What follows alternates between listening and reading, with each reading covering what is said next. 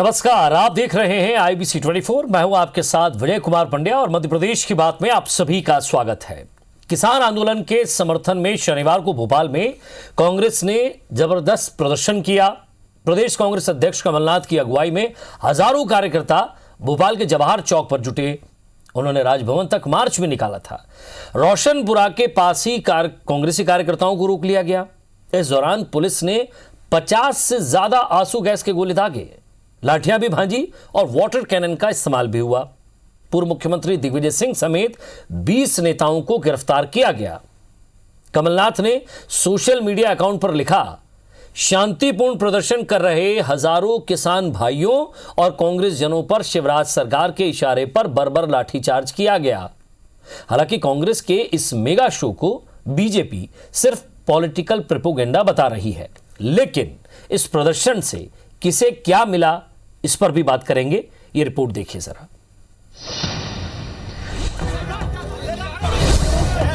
कांग्रेसियों और पुलिस में टकराव।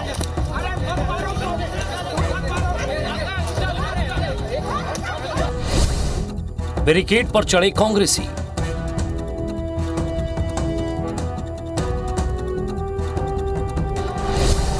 पुलिस ने फेंकी पानी की बौछार।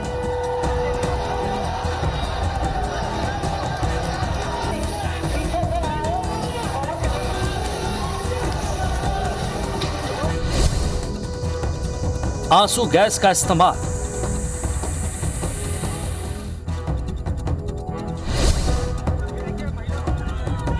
घायल हुए कार्यकर्ता।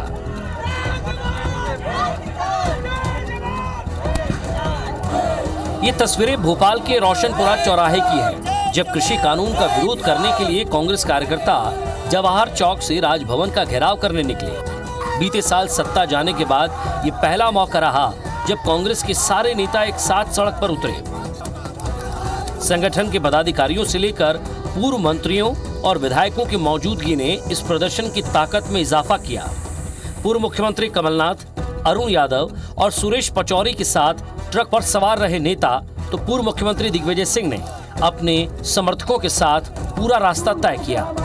मार्च से पहले कमलनाथ ने मंच से कार्यकर्ताओं को नए कृषि कानून की खामियां बताने के साथ ही उनमें जोश भी भरा। तो ये कानून हम आपकी जिम्मेदारी है, आप एक किसान को समझाएं। हमारा प्रदेश की अर्थव्यवस्था 70% कृषि क्षेत्र पर आधारित। हमारी तो मांग है कि ये काले कानून को वापस लो। दरअसल मध्य प्रदेश में कृषि कानून के खिलाफ प्रदेश कांग्रेस का यह दूसरा बड़ा प्रदर्शन है। इससे पहले 20 जनवरी को मुरैना में कांग्रेस ने खाट पंचायत लगाई थी। अब कांग्रेस रविवार को इंदौर के देपालपुर में ट्रैक्टर रैली कर रही है। वैसे प्रदेश में कांग्रेस का स्थानीय स्तर पर प्रदर्शन पिछले कई दिनों से जारी है। बीजेपी का कहना है कि कांग्रेस के प्रदर्शन से कोई फर्क नहीं पड़ने वाला। कांग्रेस किसान आंदोलन करे या कुछ भी करे, कांग्रेस जो है उनके अपने स्वत्व को बचाने के लिए, अपना अस्तित्व उनका जो है उसके लिए कुछ तो वो करेंगे ना। तो इसलिए किसान भारतीय जनता पार्टी के साथ खड़ा है, जो कानून बने उनके साथ खड़ा है, हम सब ने देखा है। इसलिए अब इनके आंदोलनों से कोई किसानों पर असर पड़ने वाला नहीं है। वो राजनीतिक दल के हिसाब से और न राजनीतिक लोगों की आवाज़ पर वो कोई भी प्रदर्शन करने के लिए चल देते हैं। और जो फंडिंग, जो कांग्रेस जो फंडिंग कर रही है, अन्य दल जो फंडिंग कर रहे हैं, वो चाहते हैं कि हम कहीं ना कहीं दिखते रहें। और आने वाले समय में उनको पता है कि इस नए कानून का जब किसान लाभ लेंगे तो निश्चित रूप से अन्य दलों को किसान भूल जाएंगे। वैसे कांग्रेस अपनी तरफ से किसान आंदोलन को जिंदा रखने की कोशिश में जुटी हुई है, तो बीजेपी भी किसानों को समझाने में लगी है। तस्वीरें इंदौर भोपाल हाईवे पर जावर रोड की है, जहां कांग्रेस कार्यकर्ताओं ने कृषि मंत्री कमल पटेल का घेराव कर दिया, लेकिन कृषि मंत्री ने वहीं अपनी चौपाल लगा ली और अलग अलग तरीके से किसानों को नए कृषि कानून के फायदे बताने लगे। ग्वालियर से नासिर गौरी के साथ नवीन सिंह, IBC 24 भोपाल।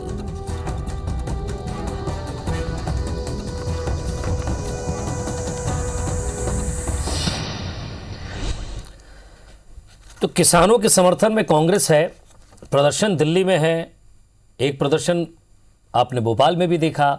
इस प्रदर्शन से क्या इसे शक्ति प्रदर्शन समझा जाए या सरकार जाने के बाद एक तरह का ये एकजुटता का प्रदर्शन है? आखिर ये प्रदर्शन है क्या? क्या वाकई ये किसानों के साथ हैं?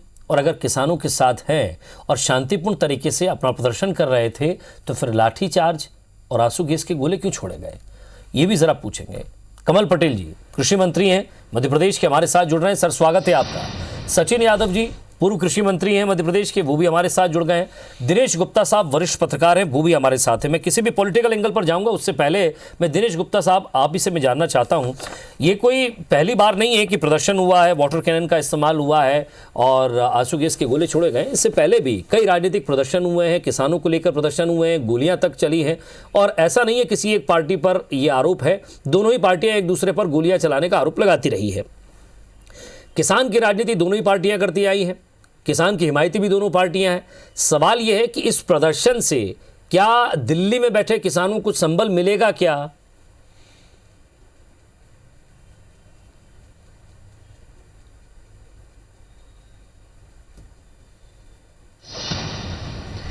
प्रदर्शन है उसमें आंसू गैस के गोले छोड़ना, लाठी चढ़ना, ये बड़ा आम बात है।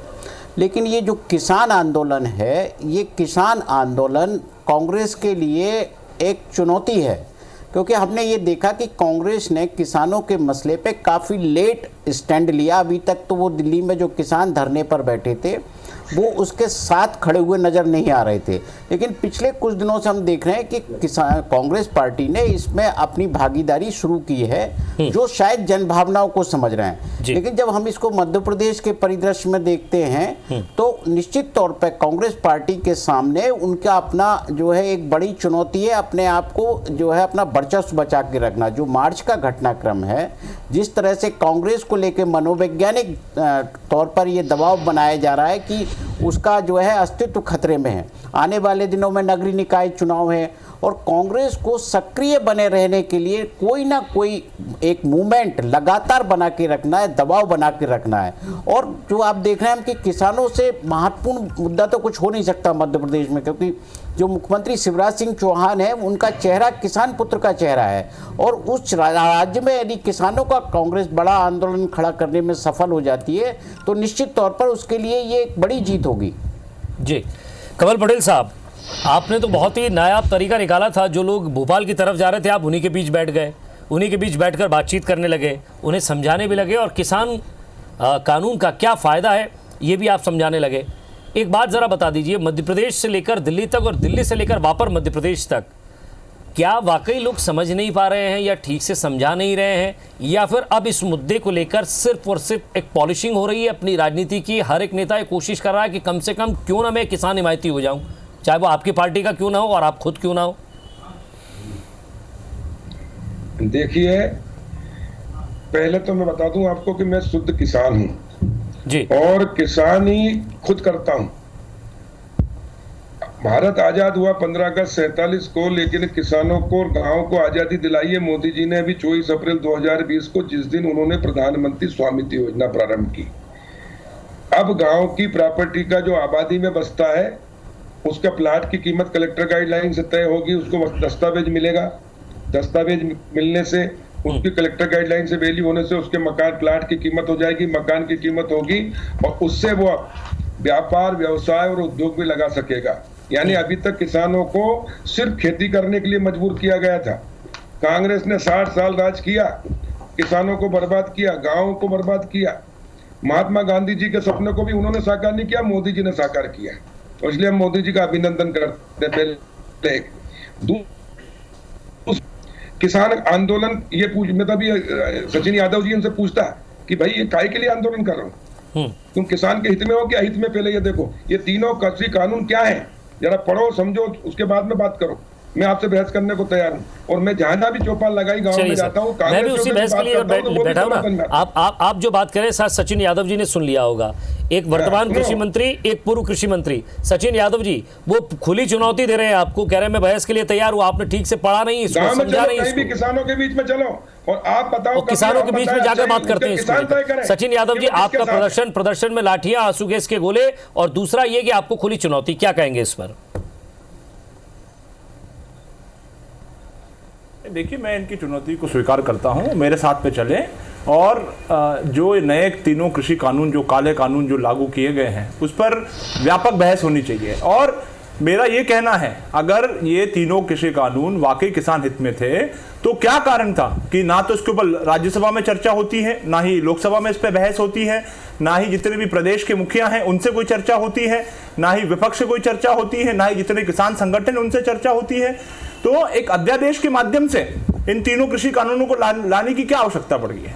ये भारतीय जनता पार्टी की आज जो असलियत है, जो इनकी सच्चाई है, और ये तीनों कृषि कानून को लाने के पीछे जो इनकी सोच है, ये उन बड़े बड़े उद्योगपति जो इनके दोस्त हैं, इनके हमारे देश के मुखिया के दोस्त हैं, उनको लाभ पहुंचाना, उनको कैसे फायदा पहुंचाना, उनके जो लाखों एहसान हैं, चाहे वो चंदे के रूप में 2014 के चुनाव, लोकसभा के चुनाव हो, चाहे 2019 के चुनाव हो, जो बड़े पैमाने पर जो चंदा इन उद्योगपति दोस्तों के माध्यम से लिया जाता था, उसको वो ऋण चुकाने का काम इन तीनों कृषि कानूनों के माध्यम से किया जा रहा है। और जहां तक आज प्रदर्शन की बात है, ये संविधान में हमारा अधिकार है, हमको अपने विपक्ष को अपनी बात रखने का अधिकार है, देश के हर नागरिक को अपनी बात रखने का अधिकार है, विरोध करने का अधिकार है। क्या हमारा देश आज तानाशाही की तरफ चला गया है? क्या हमारा देश जो है, जो लोकतांत्रिक प्रजातांत्रिक अधिकार हमको दिए, संवैधानिक अधिकार दिए हैं, क्या वो अधिकार हमसे छीन लिए जाएंगे? आज हमारा जो प्रदर्शन था वो दिल्ली में बैठे हुए उन तमाम किसान साथी जो लगभग 60 दिन से अधिक दिन से इतनी भीषण ठंड में वहां पर इन तीनों कृषि कानूनों का विरोध कर रहे थे, उसके समर्थन में हमने ये जो आज की हमारी कार्यक्रम था, वो कार्यक्रम का आयोजन किया गया था। और कार्यक्रम क्या था? हम राजभवन जा रहे थे और राजभवन जाकर के हम एक ज्ञापन जो है माननीय महामहिम को हम देने जा रहे थे। तो ये, और उसमें इतना विपक्ष, हमारे आज जो सत्ता पक्ष है वो इतना विचलित क्यों हो गया है? उनको इतना भय, इतना डर किस बात का है?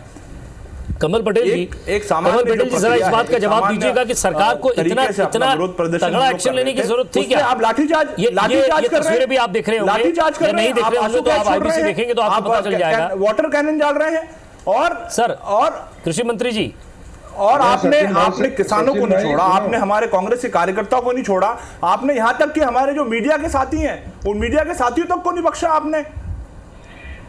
सुनिए जरा, पहले अपने गिरहमान में झांको। जब 12 जनवरी 1998 दिग्विजय सिंह जी मुख्यमंत्री थे, आपके पिताजी उप मुख्यमंत्री और कृषि मंत्री थे, मुल्ताई के अंदर किसानों ने मांगा था मुआवजा जो फसल खराब हो गई थी। आपने 150 लोगों को गोली मारी, 24 लोगों की हत्या की, घर में घुस घुस कर महिलाओं को, बच्चों को, बुजुर्गों को नहीं छोड़ा, घर में घुस घुस के गोलियां चलाई है, जलियांवाला बाग किया है। आजाद भारत में ऐसा काला बर्बरता कभी नहीं हुई जो आपके कांग्रेस के शासन में हुई है। देखिए, आज हम पुराना इतिहास उस मुद्दे पे बहस करने के लिए नहीं बैठे हैं। अगर मैं इतिहास आप किसानों के अभी आपने जो मंदसौर में जो गोलीकांड हुआ है उसकी चर्चा ही मैं कर सकता हूँ, लेकिन आज हम यहाँ पर उन तीनों कृषि कानूनों को चर्चा करने के लिए हम आए हैं यहाँ पे। माननीय मंत्री जी, सचिन यादव जी, आप 3 कानून के नाम बता दो और इसमें क्या कमियां ये बता दो। चलो पहले मैं आपको जवाब देता हूं उसमें क्या है। पहला नाम क्या, केला कानून कौन सा, जरा बताओ। देखिए, बताओ ना क्या नाम है कानून का, कानून में क्या कमियां है, मैं बताता हूँ उसकी अच्छाइयां। आप बहस करने की बात कर रहे हैं, अपन बहस कर लें। सुनिए, आप पहले 3 कानून, काला कानून कह रहे हैं, इसमें काला क्या है बताओ। आप बताइए ना। अगर आप, आपसे पूछ रहा हूं, अगर आप तीनों कानून जो है, अगर किसान हित में इनको मानते, आप तीनों कानून हित में है, किसान हित में है, तो क्या कारण है कि 60 दिन से जो है हमारे देश का किसान वहां पर आंदोलन कर रहा है? आपके मंत्री वहां पर बार लगभग 12 बार आप वार्ता कर चुके हैं। उन 12 बारों में भी आप जो है हमारे किसान साथियों को इसके फायदे, इसको नुकसान नहीं। अरे आप तो ये बताओ, आप पूर्व कृषि मंत्री रहे हो, सुनिए। अरे सचिन भाई, तुम कानून के नाम बताओ, इनके नाम बताओ क्या है आपकी नीयत में, और ये किसान कानून क्या है बताओ, आपकी नीयत में वो कमियां बताओ। मैं आपको जवाब दे रहा हूं ना, और इसीलिए जो है ना, अरे आप मेरे प्रश्न का जवाब दो, फिर मैं आपको बताता हूं इसकी अच्छाइयां। पहले तो 3 कृषि कानून के नाम बताओ और उसमें क्या कमियां ये बताओ, इस कृषि कानून क्या है ये बताओ, और नहीं तो फिर मैं बताता हूं। आपको बोल दो मुझे नहीं मालूम तो मैं बताता हूं। आप जो एपीएमसी है, हमारी जो मंडियां, आप हमारी जो, अरे आप तो मंडी जाने दो, मंडी की भी करेंगे। आप कर रहे हैं। आप ये बताओ ये कानून क्या है और इसमें क्या काला है?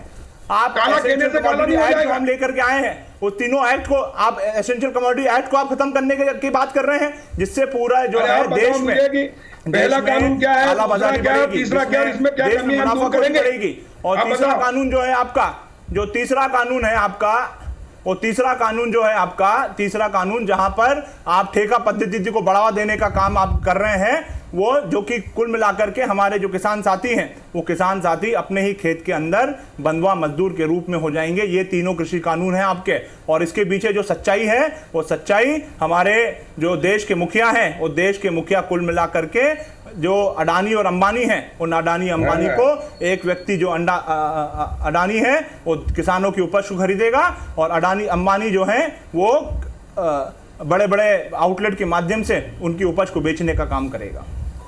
चलिए सचिन भाई, अब मेरा सुन लो, मैं जवाब दे रहा हूँ इस कानून क्या क्या मैं ब्रेक ले रहा हूं सर, इसके बाद आपका जवाब लूंगा। चलिए, एक तो प्रदर्शन और प्रदर्शन पर लाठीचार्ज की हम बात कर रहे थे, फिर तीनों कृषि कानून बीच में आ गए। कृषि मंत्री जी, आपके साथी और सब लोग इसे समझा चुके हैं, कई बार इसके बारे में बता चुके हैं। मैं आपसे सिर्फ ये पूछ रहा हूँ, आप शॉर्ट में तीनों कृषि कानून की बात कर रहे थे, ज़रा सचिन भाई को बता दीजिए, आप उनका भी तो विपक्ष का भी जो उनके अंदर एक ये बात सामने आ रही है, उनके अंदर का जो संशय है वो खत्म कर दीजिए। क्यों उनको लग रहा है मंडियां खत्म हो जाएगी, क्यों उनको लग रहा है एमएसपी खत्म हो जाएगी, क्यों उनको लग रहा है जो किसानों को डर है वही कांग्रेस को भी डर है? जरा खत्म कीजिए, समझाइए उनको। हाँ, बिल्कुल समझा रहा हूं मैं, सुनिए। अब ये कोई आज रातों रात नहीं आया, 20-25 साल की मेहनत के बाद किसान की मैं इनसे ही पूछता हूं कि आपका कानून आपने 60 साल में जो बनाया इतना ही अच्छा था तो किसानों ने अभी तक आत्महत्या क्यों की? किसान की खेती घाटे का धंधा क्यों थी? किसान कर्ज में क्यों डूबा हुआ था? आपको कर्ज माफ करने के लिए क्यों कहना पड़ा? क्योंकि आपकी नीतियां गलत थी। और इसीलिए मोदी जी ने कहा किसान की आय हम 2022 तक 2 गुना करेंगे, और मोदी जी जो कहते हैं वो करके दिखाते हैं। और इसलिए उस लक्ष्य को प्राप्त करने के लिए ये कृषि कानूनों की जो सुझाव, और कांग्रेस ने भी अपने घोषणा पत्र में कहा था 19 में कि हम, और कपिल सिब्बल का भाषण सुन लो जरा सचिन जी, लोकसभा में क्या कहा था कि ये दलाली और बिचौलिए खत्म करना चाहते हैं, और जो किसान के हित में है कि दलालों के साथ है। आपके घोषणा पत्र देख लो जरा, खुद तो देखो, अपने गिरबान में तो झांको। मोदी जी ने क्यों कर दिया संशोधन, हमको श्रेय क्यों नहीं मिला? इसलिए तकलीफ हो रही है। बता रहा हूं, पहला जो विधेयक है कृषक उपज व्यापार वाणिज्य सरलीकरण एवं संवर्धन सरलीकरण विधेयक 2020, इसमें यह है कि किसान अपनी फसल अभी तक सिर्फ 2 जगह बेच सकता था, मंडी में या एमएसपी पर, न्यूनतम समर्थन मूल्य पर सरकार खरीदती है। और सरकार कौन सी चीज खरीदती है? जो उसको पीडीएस में देना होता है। और घर से जो बेचता था बेचारा छोटा किसान, वो इनलीगल होता था, और इसलिए औने पौने भाव मिलते थे। उसको लीगलाइज किया है। अब किसान खेत से, खलियान से, घर से भी अगर उसको मंडी से और एमएसपी से ज्यादा रेट मिलता तो वो बेच सकता, ताकि उसका ट्रांसपोर्टिंग खर्चा बचे, उसकी लूट बचे, उसका समय बचे। और इसलिए ये सुविधाएं दी गई है। और पहले व्यापारी कम थे, उपज ज्यादा हो रही है। आप थोड़ा शॉर्ट में समझाइएगा ना, मैं जवाब भी देना है मुझे सचिन जी का। 2003 तक सुनिए 7.5 लाख हेक्टेयर सिंचाई थी, अब 44 लाख हेक्टेयर सिंचाई कर दी हमने। 2990 मेगावाट बिजली थी हमने, अब 18,000-21,000 मेगावाट बिजली दे रहे हैं। और इसलिए सुनिए, इसलिए किसान की उपज की समस्या इस समय खरीदी की है, और इसलिए उसको अच्छे से बिके, खरीदार ज्यादा हो, मांग पूर्ति पर रेट बढ़ते हैं, मांग ज्यादा पूर्ति कम हो तो भाव बढ़ता है। और इसलिए ज्यादा से ज्यादा खरीदार हो, और इसको लीगलाइज किया गया है जिससे किसान की फसल को उचित मूल्य मिले। एक दूसरा, कॉन्ट्रैक्ट खेती। आप कह रहे हैं कि व्यापारियों के हवाले कर दिया, अरे कॉन्ट्रैक्ट खेती तो दिग्विजय सिंह जी लेके आए थे, कांग्रेस लेके आई थी, पहले से चल रही है। लेकिन 30 सेकंड और दूंगा आपको मैं सर, उसके बाद सचिन जी के पास जाऊंगा। तीसरा भी बता दें। तीसरा भी बता रहा हूं। और इसलिए पहले से तय रहेगा किसान की कि अगर उसका 2 लाख लागत आ रही तो 4 लाख 6 लाख उसको मिलेंगे प्रति एकड़, ताकि वो कॉन्ट्रैक्ट करे। और इसमें व्यापारी को बंदिश की गई है, व्यापारी उस कॉन्ट्रैक्ट से हट नहीं सकता, लेकिन किसान को अगर रेट ज्यादा मिलेगा तो अलग हो सकता है। और इसलिए किसान की खेती घाटे का नहीं रहेगी, लाभ का रहेगी, ताकि एक भी किसान कर्ज में न डूबे, न आत्महत्या करना पड़े। तीसरा, पहले अनाज होता ही नहीं था, आप लोगों ने 50 साल राज किया, सिंचाई नहीं दी आपने गांव में, और बिजली नहीं दी, हमने सिंचाई भी दी, बिजली भी दी, इसलिए उत्पादन बढ़ रहा है। 7 साल से कृषि कर्मण पुरस्कार मिल रहा है। और इसलिए किसान का माल खरीदने वाले अधिक एक्सपोर्ट करें। माफी चाहूंगा, आपका समय खत्म कर रहा हूं। अरे सुनिए, सीमा खत्म हुई, और इसलिए तीनों कृषि कानून किसानों के हित में है। सर विपक्ष भी बैठा, उसको भी सुन ले जरा कि उस पे आप केनन और आंसू गैस के गोली दागेंगे। उनको भी तो सुन ले। नहीं, हम नहीं दाग रहे हैं गोले, सुनिए, हमने कोई गोले नहीं दागे। जरा विपक्ष को भी सुन ले सर। झटके की, पथराव सचिन पटेल, सचिन यादव जी जवाब दीजिएगा, यहां कांग्रेस को क्या डर है, क्यों वो इसका विरोध कर रही है? इन्होंने तीनों फायदे गिना दिए, आप नुकसान गिना दीजिए। देखिए, और एक बता रहा हूं, गांव की आबादी का मालिकाना दिया है, करके आए उससे हैं, किसान और खेती के कोई भी व्यक्ति भी लगाएगा, कोई भी व्यक्ति जिसके पास पैन कार्ड है वो जाकर के किसानों की उपज खरीद सकता है, उसके लिए कोई लाइसेंस फीस की आवश्यकता नहीं पड़ेगी। आज इतना सब कुछ होने के बाद, इतनी शक्ति होने के बाद जो है आज भी हम ऐसी कई घटनाएं जो है हमारे सामने आ रही हैं जहां पर किसान की उपज खरीदने के बाद उसके पैसे के लिए उसको भटकना पड़ता, उसका पैसा जो है लेकर के वो व्यापारी लोग चले जाते हैं। नहीं, लेकिन सीएम साहब का तो ये कहना है सर, वो तो कह रहे हैं कि ये तो पद की लड़ाई है कांग्रेस के अंदर, इसलिए प्रदर्शन है, इसलिए ट्रक और ट्रैक्टर की बात कर रहे हैं। सुनिए, अब कानून बनाया गया हमारे द्वारा, अब जो किसान का पैसा लेके भागेगा उसके खिलाफ सर रुकिए ना, का काम किया जा रहा है। बोलो। ये कमल पटेल जी, ये सारी व्यवस्था तो अभी भी जो वर्तमान कानून है उसमें भी सारी व्यवस्था है, ये नहीं थी ना, ये अभी वर्तमान में कानून में सारी व्यवस्था है ये।